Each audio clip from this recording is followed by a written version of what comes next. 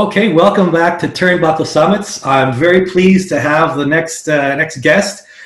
He is originally from Croatia and is now working in the UK. This is Deno Babic.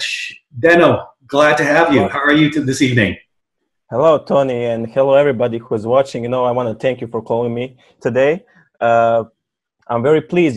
This is, as I mentioned to you, I'm going to mention it to everybody who's listening to right now. This is my first interview on English language. So if I ever make it or I never make it, this is my first interview.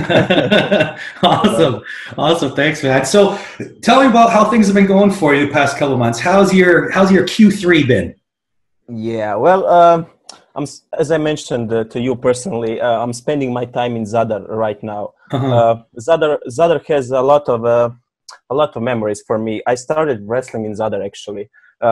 Usually, there's no wrestling in Croatia. There's only one professional wrestler in Croatia until now, which is me. It was Kris Jokić. So he trained me for about 4 or 5 years. I want to thank him for everything, all the time and effort he put. He really saw something in me. He is the best independent wrestler in Europe, in my opinion, right now. So I want to give a shout out to him. Awesome. But yeah, I'm training every day now. That's why it's like a vacation, but it's like a work as well, because I can still go to the beach, but I can train and so on. Nice. So yeah. Nice. Cool. And so this is kind of a little rest and relaxation, but focus on training time when you're visiting home. So what about when the season starts up again? What do you got planned for the next few months? Q4, how's your Q4 looking? Well, I have some bookings in October for Kamikaze Pro. We have 3 big shows.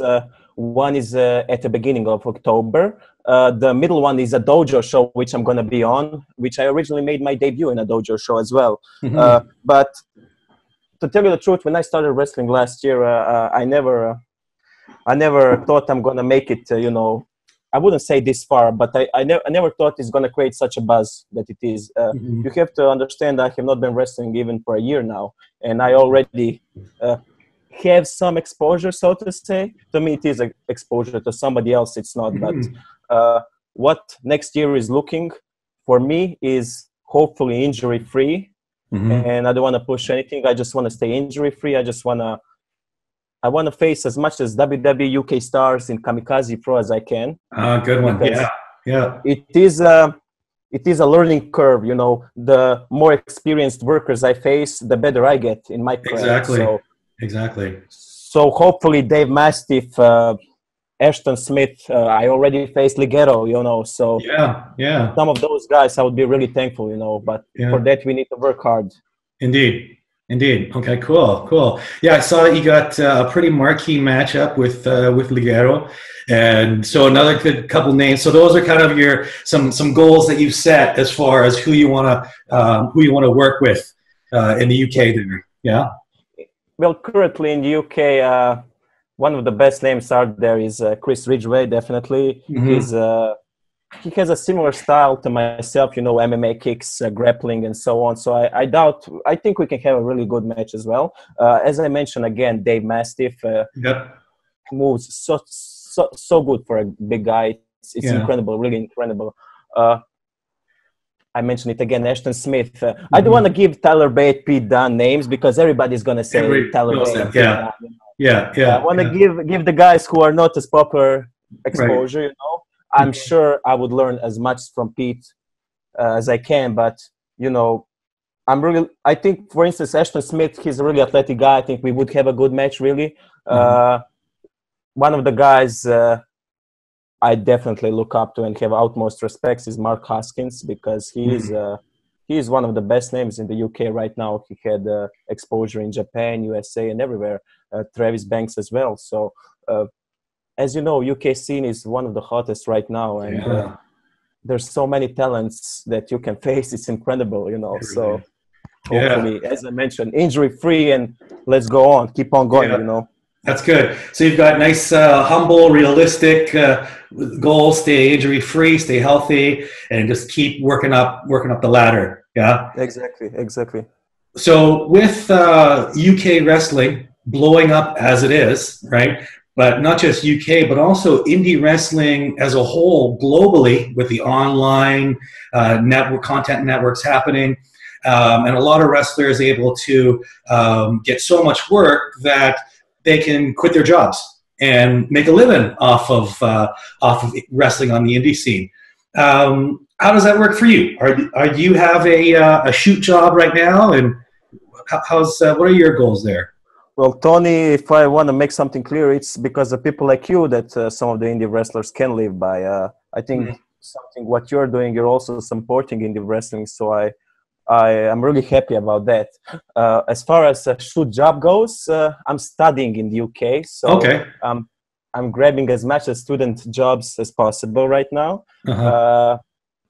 I'm not making a living out of wrestling right now, you know. So, right. But as everything goes further, hopefully, I'm not doing it because of the money, but money gives you freedom. So more money in my pocket from wrestling means more time investing in wrestling in general, if you know what I mean. I do, so, yeah. But as I mentioned, the thing you're doing with Turnbuckle Summit and all of those stuff, it only helps independent wrestling in general. With the rise of digital marketing, social media, nowadays, there's more money in Instagram than in soccer and football, you know. So if you know what I mean, if you're smart, you can make money everywhere. Right.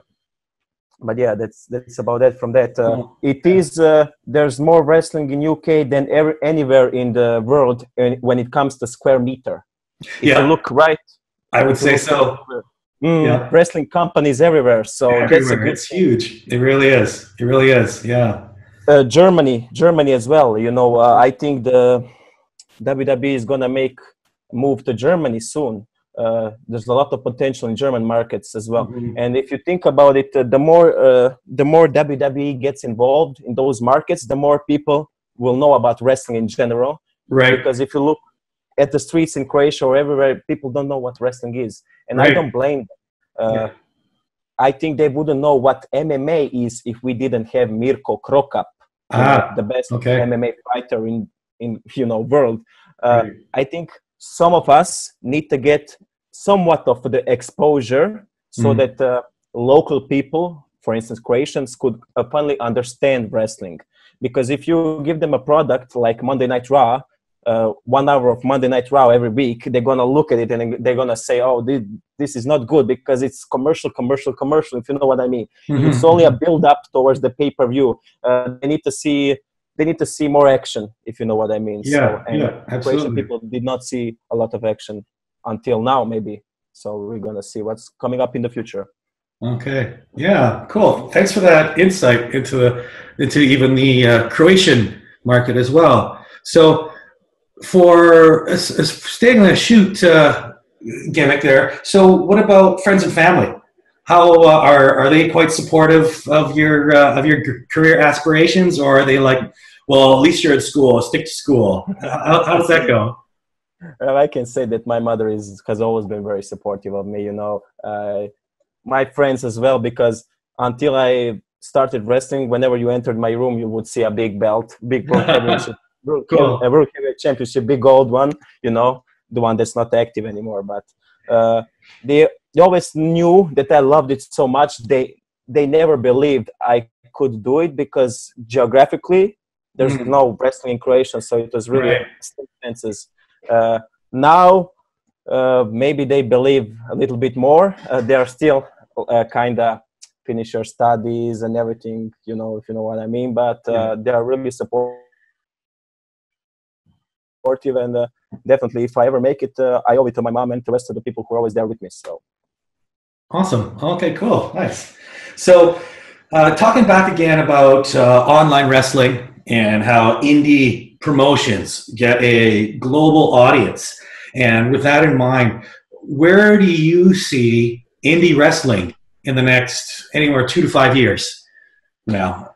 So what's fascinating about you finding me is that I don't have any match online.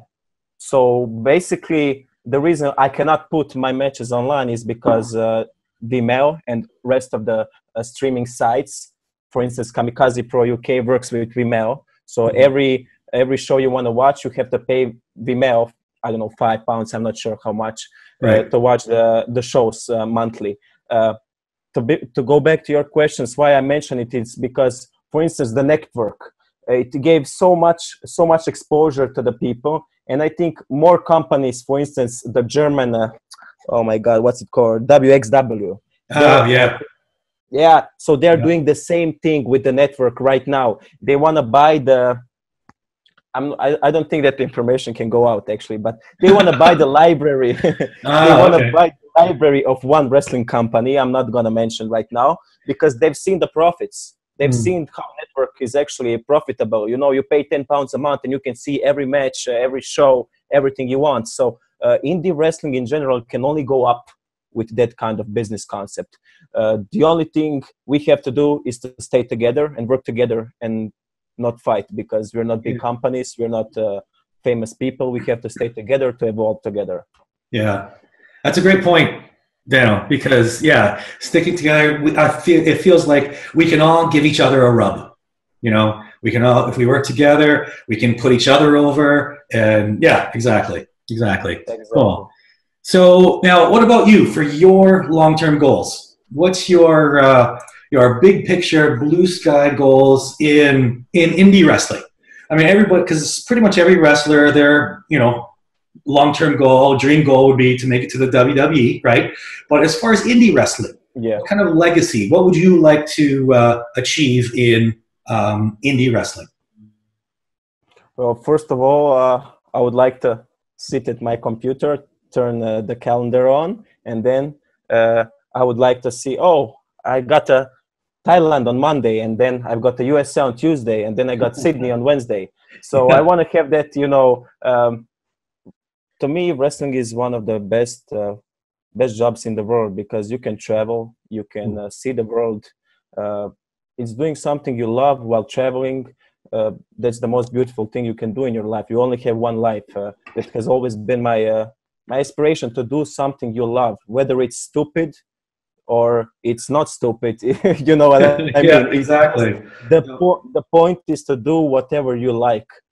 So if you're asking me, going back to that indie legacy, it's to get my name as big as it can be on the indie scene, so that I can have that calendar up and say, okay, I want to wrestle here on Monday, and I want to wrestle here on Tuesday.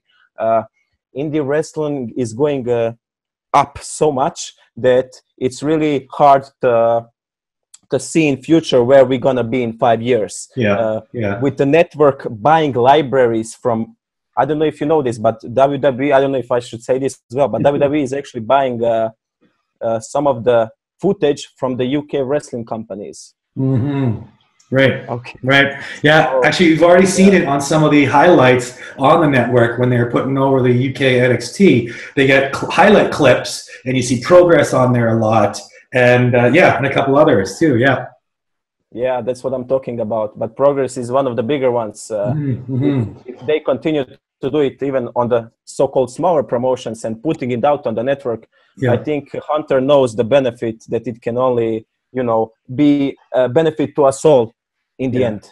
Maybe not right in the moment for him, but in the long term, it will be benefit for us all, because we will all get more exposure together. So exactly. Yeah, cool. Awesome. Well, thank you very much for your time, Deno. I really appreciate it. I also really enjoyed your enthusiasm and passion for pursuing your passion. Also, I wish you all the luck in achieving your dreams, man. And thanks for your feedback on the industry as a whole, and us working together and putting each other over. Cool. Thank you again for not believing in me, but for inviting me for this interview. And thank you again for supporting indie wrestling in general, because if there was no you, there would be no us. So thank you again. I want to say to everybody who's listening to this, please follow me on Instagram. It's Deno Babic. It's Deno Babic. On Facebook as well. You can write on Facebook Creation Pele Kick, so you can find me like that, or Deno Babic. Twitter as well, like, follow, share, subscribe. It's the only way it can help me. Like, share, follow, and subscribe Turnbuckle Summit as well, because they're doing a great job of actually giving exposure to us young athletes and pro wrestlers. So that's it, Thank you for inviting me again. Awesome. Thank you so much, Deno. Thank you. Thank you.